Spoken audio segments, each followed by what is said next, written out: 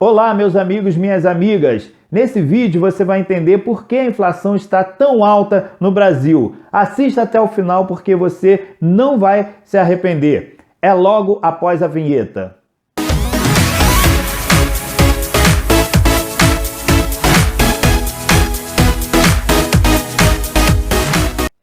Sejam muito bem-vindos ao canal Francelino Paz. Esse é o quadro Frank News. Veja bem, não é fake news. Frank News, porque aqui nós somente falamos de fatos verdadeiros, comprovados e baseados em números oficiais, para que você possa formar o seu juízo de valor, a sua opinião. Sabemos que esse tema, o tema político, nem sempre é muito amigável, mas que com base em números verdadeiros e oficiais você pode aí formar a sua opinião. Se você já me conhece ou se está chegando agora, já aproveita, deixa aí o seu joinha, faça seus comentários, compartilhe o vídeo, diga o que você quer saber sobre inflação, qual é a sua dúvida sobre esse tema e principalmente se inscreva no nosso canal, porque assim você estará me ajudando a trazer conteúdos que sejam do seu interesse. Dessa forma, sem mais delongas, vamos ao assunto. A pergunta é: por que a inflação está tão alta no Brasil?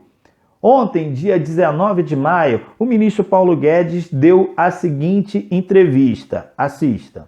Está faltando manteiga na Holanda, tem fila e pessoa brigando na fila de gasolina no interior da Inglaterra. Tal. A Inglaterra teve a maior inflação dos últimos 40 anos e vai ter 2 dígitos já já. Eles estão indo para o inferno. Nós já saímos do inferno, tentaram empurrar a gente para lá de novo, nós estamos voltando rápido, porque a gente já conhece o caminho, nós já estivemos lá há muito tempo. Bem, você assistiu ao vídeo do ministro Paulo Guedes. A primeira impressão que se tem é que ele não vive no Brasil, e muito menos ministro é desse país. Ele começa falando da Holanda, fala da Inglaterra, é até engraçado porque parece que ele está torcendo para que a inflação na Inglaterra chegue a 2 dígitos, mas o principal que ele diz é que o Brasil já saiu do inferno, como se a pior situação da inflação no Brasil já tivesse ficado para trás. Mas os números não refletem isso que ele está falando. Porque o IPCA, que é o Índice de Preços ao Consumidor Amplo, é o índice oficial que mede a inflação no Brasil, em abril foi 1,06%, que foi o maior índice para o mês de abril desde 1996. Outro dado, nos últimos 12 meses, o IPCA acumulado foi mais de 12%. Portanto, muito acima do centro inicial da estimativa da inflação para 2022, que era de 3,5%, podendo chegar até 5%.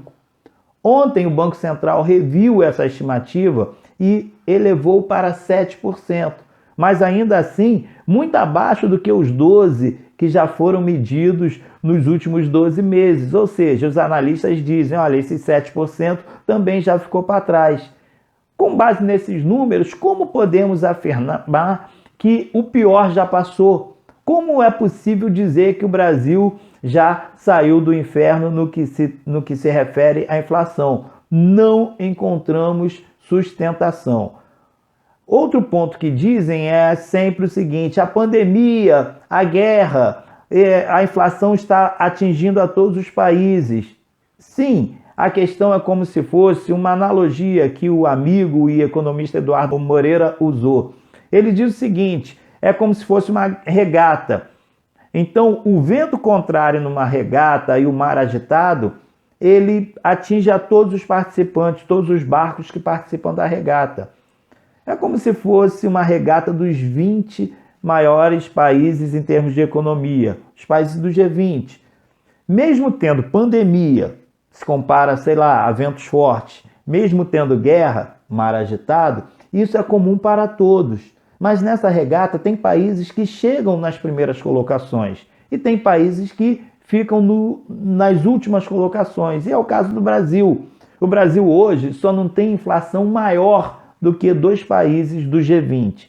A Argentina, que está em último lugar, e a Turquia, que que está em penúltimo lugar. Logo depois, em antepenúltimo lugar, vem o Brasil.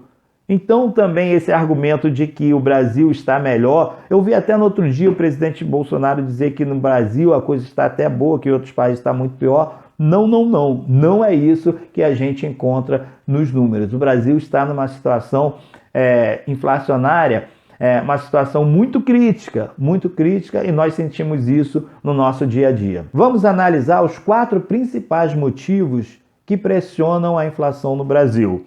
O primeiro motivo é o dólar. O dólar tem estado já há bastante tempo no patamar de R$5. E esse dólar alto, ele pressiona diversos preços de produtos e serviços. E por que o dólar, apesar de ser no Brasil, o Brasil adota a metodologia do câmbio flutuante, por que ele está tão alto a R$5? Porque existe uma crise de confiança. Crise de confiança essa causada pela crise institucional que ocorre no Brasil.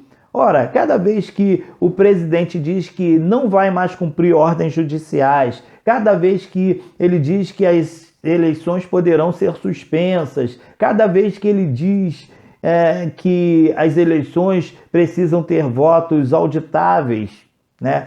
Cada vez que ele determina ou combina que teria tanques passeando pelas ruas de Brasília, tudo isso traz uma instabilidade para o mercado, traz uma crise de confiança. E essa crise de confiança faz com que os investidores retirem dólares do Brasil e, consequentemente, a cotação sobe. O dólar poderia estar mais alto do que esteve no passado? Sim, poderia, pela conjuntura do mundo. Só que no Brasil está muito acima do que deveria estar por causa dessas crises artificiais que são criadas. Qual é a solução? Parar de criar essas crises, ter uma comunicação direta, uma comunicação objetiva que mostre para onde o Brasil está indo, ter uma comunicação que resgate a harmonia entre os poderes, porque dessa forma os investidores voltarão a ter confiança no Brasil, trarão dólares para o Brasil e a cotação vai se reduzir. Consequentemente, a inflação não vai ser tão pressionada pelo dólar conforme tem sido até o momento. O segundo fator que pressiona a inflação são os combustíveis. Olha, basicamente os combustíveis impactam em diversos outros produtos por causa do frete rodoviário.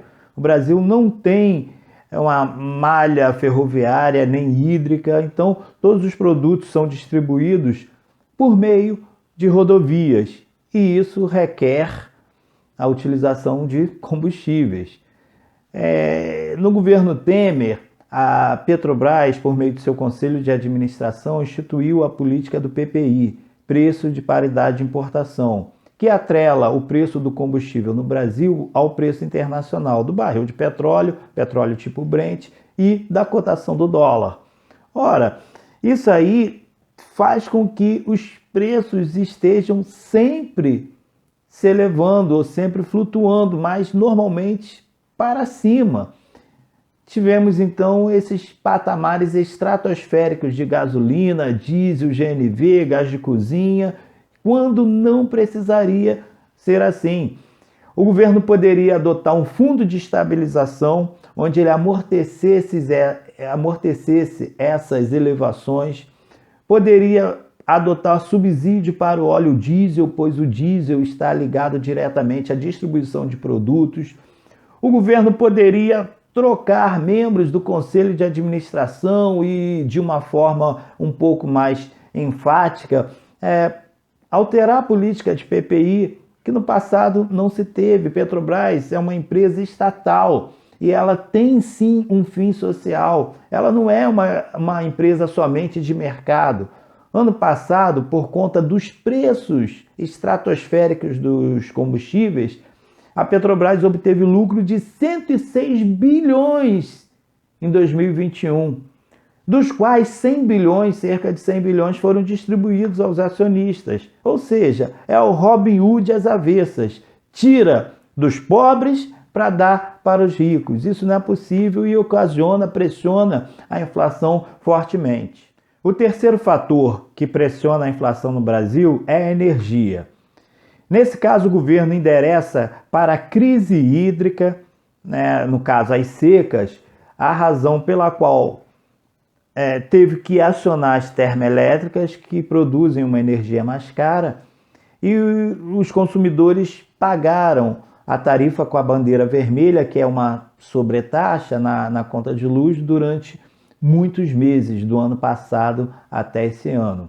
Então, basicamente, você compara essa situação da crise hídrica e você percebe dois pontos. O primeiro, o governo teria como fazer alguma coisa, pelo menos no médio prazo, que é o investimento em energia eólica, produção de energia solar e construção de outras hidrelétricas. Sim, porque quando você tem um país continental como o Brasil, numa determinada região você pode ter seca, mas é difícil que em todo o país você tenha seca ao mesmo tempo e por um período prolongado. Então você pode ter seca numa região, mas você tem outra energia, outra hidrelétrica, né, que possa produzir. E aí teria que, claro, investir em linhas de transmissão, interligar as diversas regiões para que você transmitisse essa energia produzida de uma região para outra. Isso tudo é investimento. Então tem sim algo que o governo